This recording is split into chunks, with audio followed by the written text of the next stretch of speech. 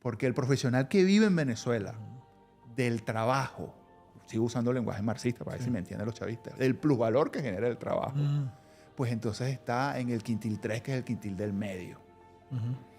Es un tipo que tiene menos de $500, entre 250, 240 y $500 para vivir al mes en alimentos, usando datos alimentarios. Ese es un tipo que se las ve negra. ¿Por qué se las ve negra? Porque su estatus social, términos de cómo la sociedad lo percibe, es muy superior a su ingreso. Es el carapacho de clase media que queda en Venezuela. Es una pobreza escondida en un apartamento o en una quinta. Sí, esa pobreza de un apartamento del Cafetal, esa pobreza. Que cuando abres la nevera no hay nada, ¿no? Es esa pobreza.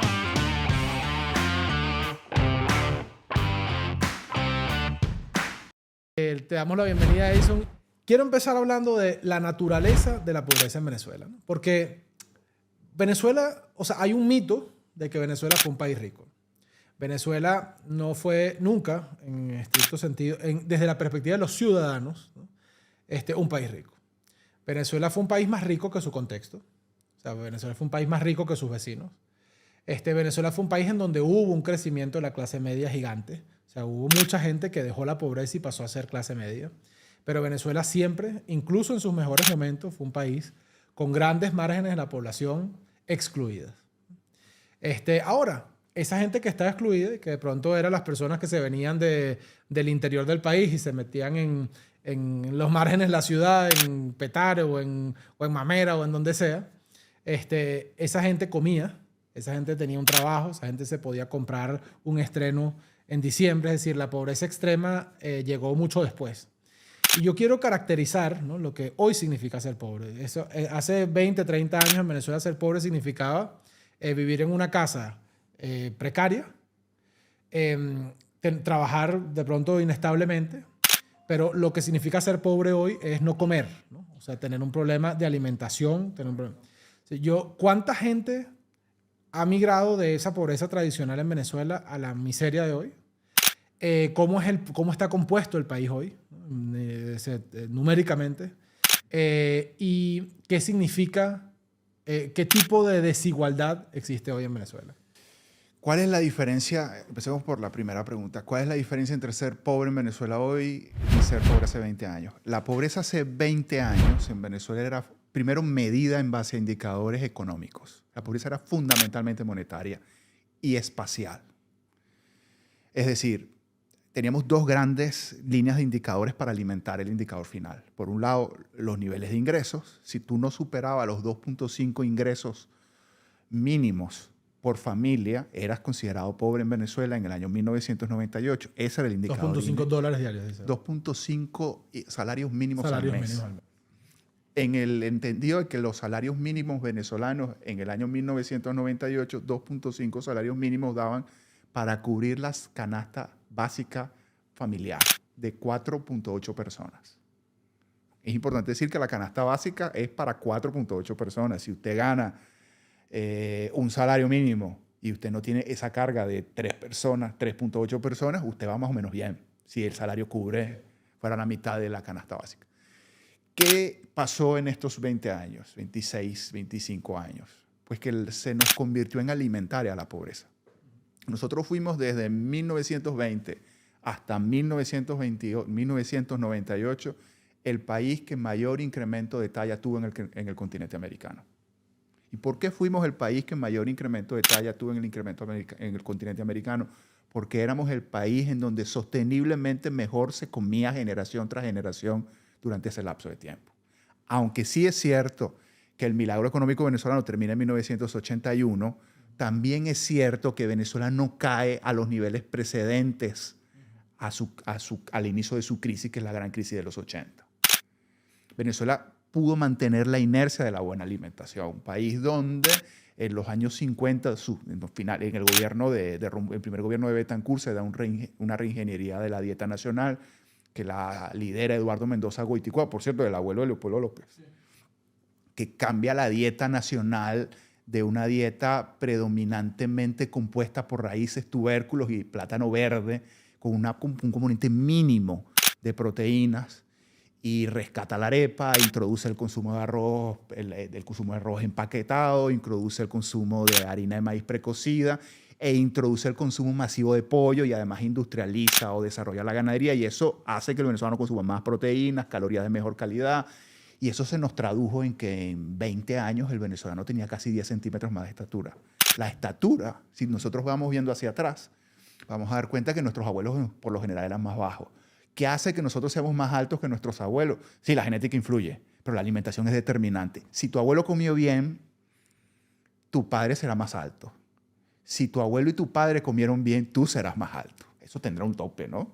Pero la genética empieza a expresarse, es acumulativo. Y ya se aprecia el sentido inverso. Pues todavía claro no. que sí, los niños de Venezuela hoy tienen a los 8 años hasta 8 centímetros menos que los niños hace Yo te quiero contar algo, aquí hacer un paréntesis. Entonces el pobre Venezuela va a ser más bajito también. Sí, un paréntesis anecdótico, porque una vez estábamos haciendo una jornada, eso fue hace como 5 años, justamente en pleno momento de esto de la crisis alimentaria dura, en plena hambruna, pues, ¿no? Que no, yo sé que no es técnicamente Pero sí la hubo palabra, hambruna, en el sur ya hubo. pero prácticamente la hubo, ¿no? Yo la vi, yo fui testigo de eso. No la viví, gracias a Dios, pero la vi. O sea, la vi y la toqué, ¿no? Y bueno, estábamos era el Día de los Niños y habíamos hecho una jornada, habíamos llevado un colchoncito inflable para los niños en un sector del cementerio. Y veo una niña muy pequeña, ¿no? Que en el contexto de los demás niños que estaban saltando en el colchón, estaba prácticamente arrinconada, ¿no? Y pregunto yo, bueno, pero esto no tiene, porque había un límite de edad, o sea, se dejaba a los niños grandes de un momento en adelante y a los niños pequeños en otro momento. Le digo, bueno, esto no tiene un límite de edad porque esa niña pequeña está allí, ¿no? Bueno, cuando me explican, la niña tenía 13 años. Si yo te digo que la niña parecía de 6, quizás parecía de 6 años o 5. O sea, si era una niña supremamente flaca, probablemente así de tamaño, ¿no? Con el pelo corto. Con el pelo corto, no recuerdo bien, pero sí, con el pelo relativamente corto. Una niña de pelo como castaño claro. Acastañado. Bueno, porque son unos rasgos de la desnutrición. ¿Ah, sí? La desnutrición acá el pelo. Ah, bueno, pues una niña como de pelo castaño claro. Bueno, el caso era una mujer que tenía como 7 hijos, ¿no? Con un ingreso mínimo, o sea, nulo prácticamente, que vivía prácticamente de la caridad. Y esta niña, de verdad, tenía 13 años y parecía de 5. A mí me dio tanta tristeza además ver la posición de la niña, ¿no? Que estaba prácticamente arrinconada en el colchoncito mientras los demás brincaban y tal. Que bueno, eso dio pie a que luego hiciéramos un pequeñito programa de los activistas comunitarios de voluntad que entre todos captaban y ayudaban. A esa niña se le prestó una ayuda, ¿no? Y a otros a partir de ese caso, ¿no? Lamentablemente uno no tiene capacidad, pero eso que tú dices, yo lo vi, lo viví y lo sufrí y lo lloré. Pero podemos ponerle datos. De los cerca de 1.600.000 niños que Venezuela debe tener por debajo de los 8 años, nosotros no tenemos menos de 400.000 niños marcados por eso. ¿Tú sabes qué es lo grave de eso? Que si ese niño durante sus primeros 52 meses de vida padeció esa desnutrición que padece esa niña, ese daño es irreversible. Es irreversible en 2 sistemas. Es irreversible en su corteza neuronal porque no se desarrolla plenamente la corteza neuronal y eso nos va a dar un ciudadano que no va a tener mayor capacidad de aprender. Simple. Condenado mentalmente a los trabajos más básicos y a la pobreza que eso significa. Coño, Edison, yo he escuchado eso varias veces, pero yo te tengo que confesar que yo estoy hondamente en desacuerdo. Y no por argumentos científicos, ¿no? O sea, yo he escuchado eso y en esa época se hablaba. Y la segunda, pero déjame hacerte el último último attachment, es que a su vez, por el mal desarrollo en términos concretos de todo su cuerpo, va a estar más expuesto a enfermedades crónicas como diabetes y como asma, lo cual implica que el costo sanitario de esa niña es altísimo. Hay 3 costos que hay que sacarle a la Venezuela de hoy y el que más con la que vamos a lidiar. El primero es el costo laboral de esos ciudadanos, de esos 400.000 que van a llegar afectados por la desnutrición mañana, porque no van a rendir lo suficiente. No están aptos, no van a estar neuronalmente aptos para la economía del conocimiento. Lo segundo es que son supremamente más enfermos y el costo de mantenerlos, atenderlos es mucho más alto. Son 8 veces más enfermos en promedio. Y a su vez el costo vital de que se nos van a morir antes, porque además tiene una esperanza de vida antes. Si nosotros empezamos a sacar las cuentas de cuánto nos cuesta la repitencia de un niño que padeció desnutrición, porque ese niño que se siente en un pupitre no pasa, eso es dinero del Estado y es dinero de su familia. Si le sacamos la cuenta de cuánto nos cuesta atenderlo, porque cada vez que le da un ataque de asma es dinero del Estado y dinero de la familia. Además que el padre deje de trabajar. Y si a su vez le sacamos la cuenta de la vulnerabilidad que nos va a significar ese ser humano adulto desempeñándose en el mundo laboral y no logrando tener una vida virtuosa a partir de sus ingresos, el escenario es dantesco. Es el escenario de países como Guatemala. A mí el primer costo es el humano, ¿no? O sea, el primer costo pero es lo podemos monetizar los costos humanos. Sí, claro. El primer costo es ese, ¿no? Pero yo lo que te decía que estoy en desacuerdo es por lo siguiente. No por el tema científico, que lo he escuchado y cada vez que lo escucho me impacta mucho. Lo estás diciendo y me da una sensación de impotencia en este momento, de tristeza, de arrechera incluso, ¿no? O sea, pero yo pienso, por ejemplo, en aquellos que sufrieron, en los judíos de la Segunda Guerra Mundial, ¿no? Y los pocos que eran que sobrevivieron. adultos. Bueno, hay niños que pasaron campos de concentración, hay niños que pasaron toda clase de privaciones, ¿no? Durante la guerra, que sobrevivieron. ¿Tú tienes algún antecedente Sí, judío? claro, ¿No? sí, ¿Tú claro. eres judío o no eres judío? No soy, pero no eres, desciendo. pero desciendes de judío. Eso por ponerte un ejemplo, ¿no? Pero también bueno, tantos procesos de personas que viven guerras, etcétera, y que Bueno, si bien tienen esas O sea, que deficiencias... ser judío es el que nace de un vientre judío. Ah, exactamente, ¿no? Pues voy a aclarar para que no me linchen por otro lado. Sí, ¿cómo se llama? Si por una parte pierdes eso, pero por otra parte yo estoy bastante seguro que los venezolanos que hoy están viviendo esta dificultad, ¿no? Y los niños que hoy están viviendo esta dificultad, si la sobreviven y si encuentran un país de oportunidades, van a compensar esto con una inteligencia emocional y con una fuerza vital y con unas ganas de echarle bola, ¿entiendes? Y con una fuerza interior que de pronto no compensará el hecho de que tengan una propensión a la diabetes, pero que seguramente les hará enfrentar la vida con una sabiduría que un niño que lo ha tenido todo quizás no tenga. O sea, yo le apuesto a que ningún ser humano está en este mundo condenado. Y que sí, lamentablemente, le estamos construyendo una barrera de entrada, ¿no?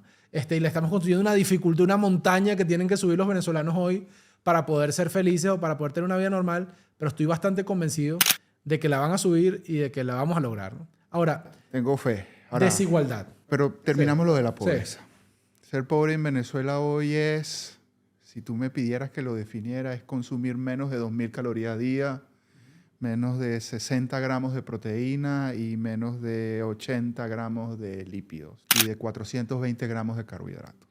Eso es ser pobre hoy. Y si yo te digo que nosotros tenemos 60% de la población por debajo de eso, estamos convirtiéndola en la pobreza del plato de comida.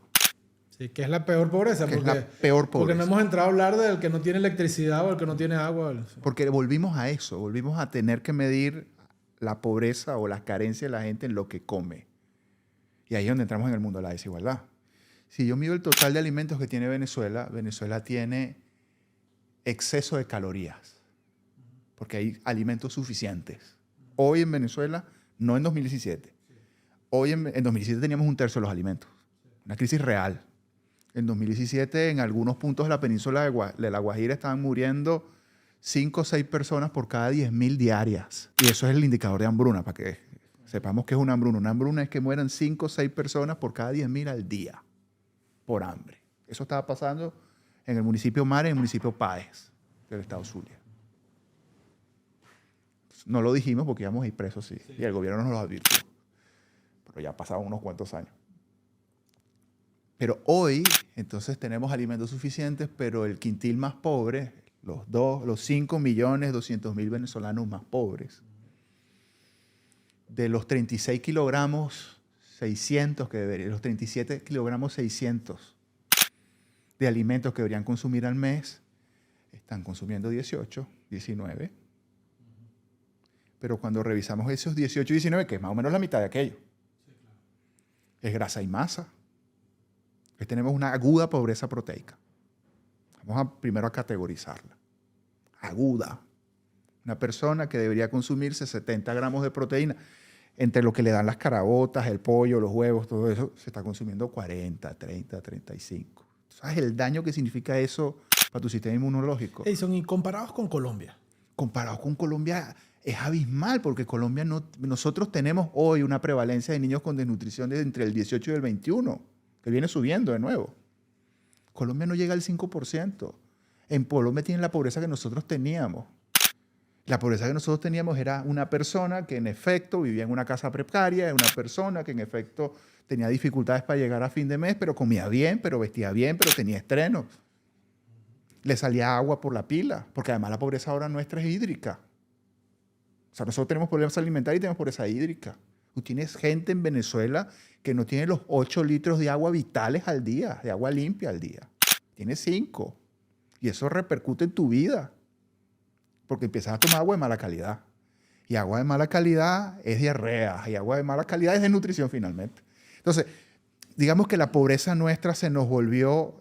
Hoy tenemos que medir la pobreza como se mide en los países del cuarto mundo, cuando nosotros éramos un país no de tercero, sino de segundo mundo.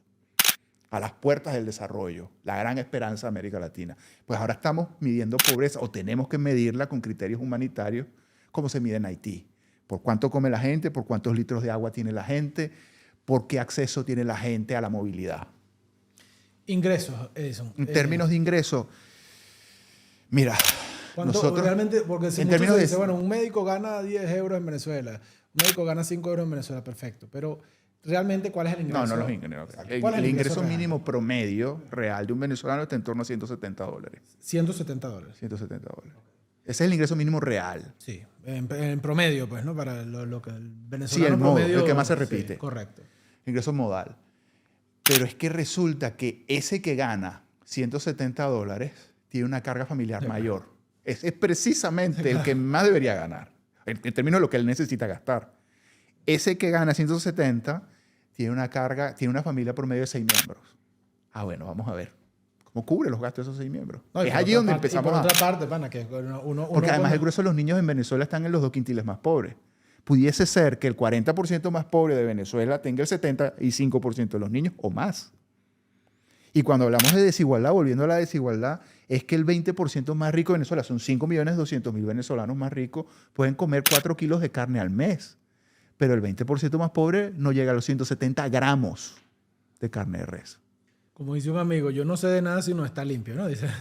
Y lo que ciertamente, o sea, cuando tú tienes un entorno tan pobre, ¿no?